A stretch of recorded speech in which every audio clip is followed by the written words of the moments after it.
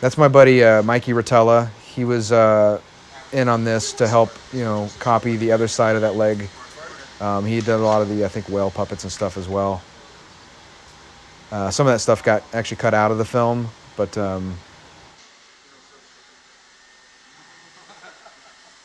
Mikey's one of my favorite sculptors. He's a good guy. He's a lot of fun. Again, I'm just repeating that same process on a smaller, the end of the appendage. This would be like basically the hand, claw hand. Same thing, 2 pieces of wood. Mikey's got way more tattoos than me, so he's much cooler. And he's wearing his Michael Jackson shirt. But it's having a good working relationship with other artists to me is very important. Him and I get along really well, and it makes things fun. If you're working with somebody that you have difference of opinion with, artistic difference has been that's been thrown around for millennia when it comes to art projects. But when you're working with somebody who has the same mindset as you, same sense of humor, same work ethic, things are fun and they just go a lot smoother.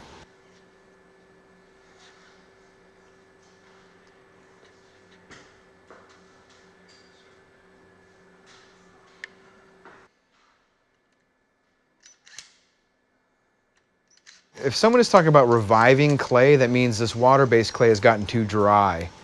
And that means you can revive it by putting water on it. Now, there is a point where it's just beyond repair. This is the kind of thing that you have to constantly keep covered and keep it out of the elements so that it doesn't dry out. So we always put plastic bags on these things after we're done sculpting for the day. You never want to let them sit out. Oil-based clay is different. You can let that sit out.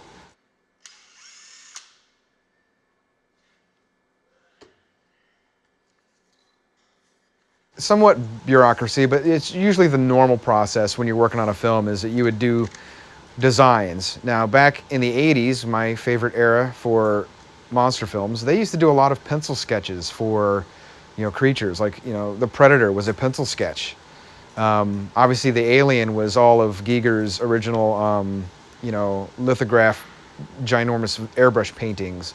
But nowadays, it's all ZBrush and all digital and Photoshop and all this super, super cleaned up, design phase, when basically the funnest part is just taking a rudimentary drawing and then embellishing that in sculpture.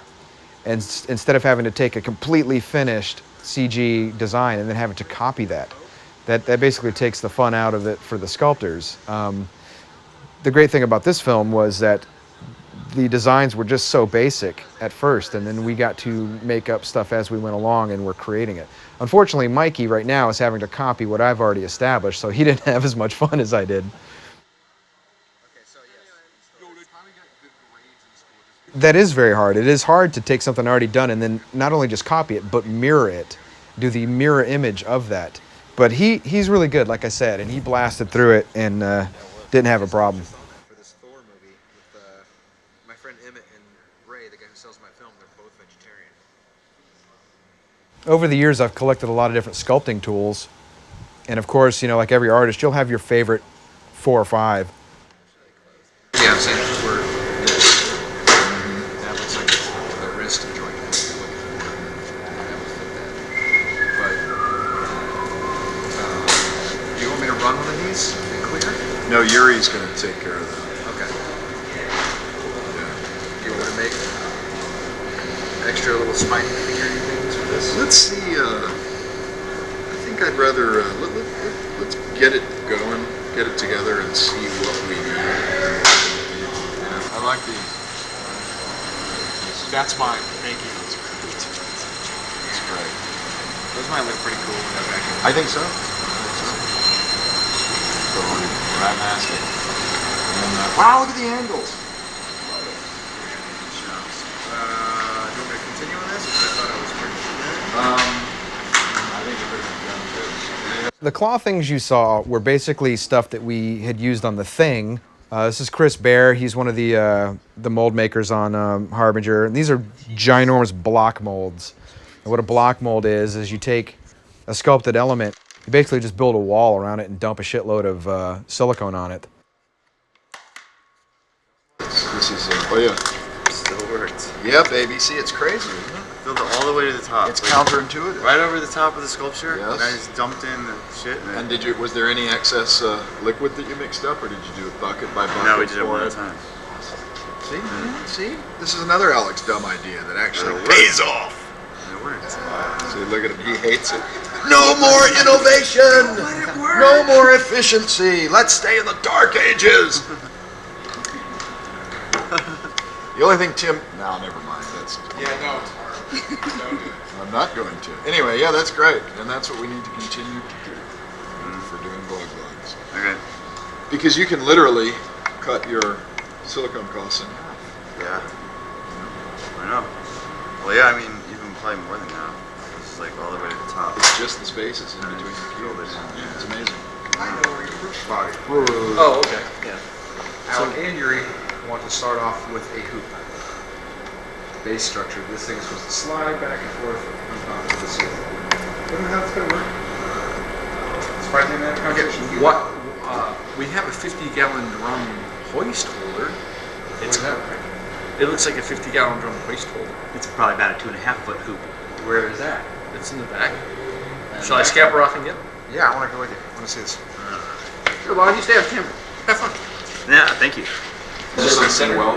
Yeah, weld it in the center. Put some weld rings on it. Capture off that. Or even if we can just put eye bolts on it. 4 points. Sounds awesome.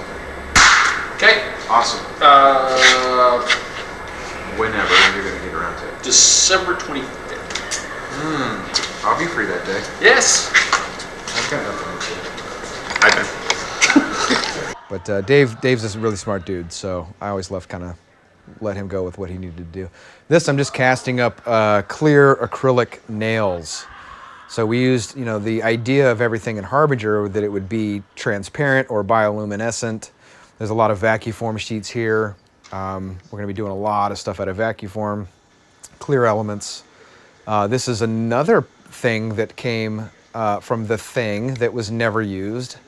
It was this really, really kick-ass alien pilot that, if you've actually seen the movie, turned into a wall of Tetris things that I don't even know what the hell the point of that was. But so, unfortunately, fans of creature effects will never get to see this really cool monster that we made for The Thing, but you'll see its head in a way in Harbinger Down.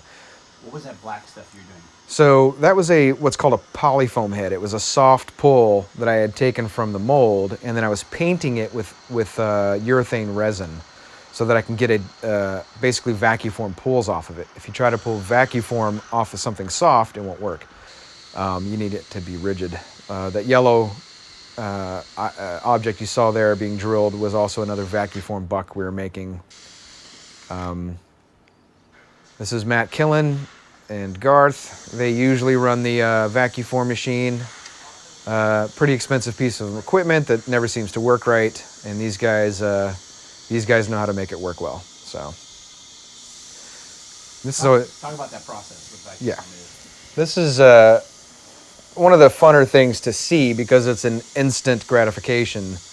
And what you do is this is a whole machine that has a frame that holds a piece of plastic that gets heated, and as that plastic softens up, it is lowered onto what is called a vacuform buck, and then all the air is vacuumed out, so it forms to the object.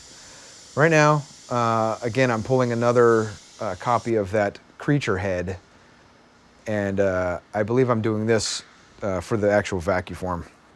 A lot of stuff you do sometimes doesn't work.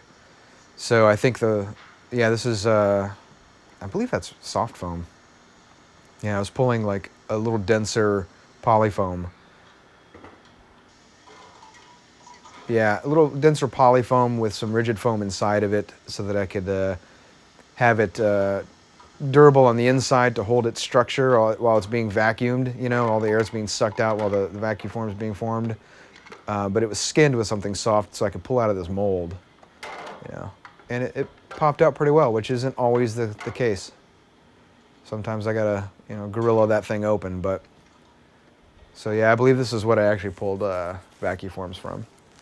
This is not by any means exactly how you should do anything but I managed to make it work. You can see that's one vacuform part right there. That's going to represent 1/2 of this head. Now, what I did was I turned the head upside down for Harbinger. So it looks more like this weird insectoid sack, because the creature for the thing was the opposite way. So, you know, this thing was vacuform instead of pulled out of some other material. So it's hard to see exactly what it was. It was just a form. But that's what we wanted, something like jellyfish. So Matt is now putting air holes into the vacuform in between all those details, or the vacuform won't suck down in and capture those details. The vacuum from the bottom pulls all the air out, the plastic forms into the sculpture. Now usually you would, you know, mold and cast these things, but again, for the millionth time, the budget restraints of Harbinger means we had to make stuff up. I mean, just look at all the work that goes into this for 5 seconds that you see on film. So anytime someone says, oh, we just need a monster for 5 seconds, it doesn't matter if you need a monster for 5 seconds or if he's in every frame of your movie. It's got to be built the same way. So that's why this shit's expensive. And it's not expensive because I'm making a ton of money. It's expensive because it just takes a lot of labor and materials. You know, it's 2 people just to pull a vacuform on this thing. That's no different from digital either, though, if you think about it. It takes time to do that. Yeah, but digital's more expensive. So if you guys still want it cheap, you still come to the practical effects guys. Cheaper.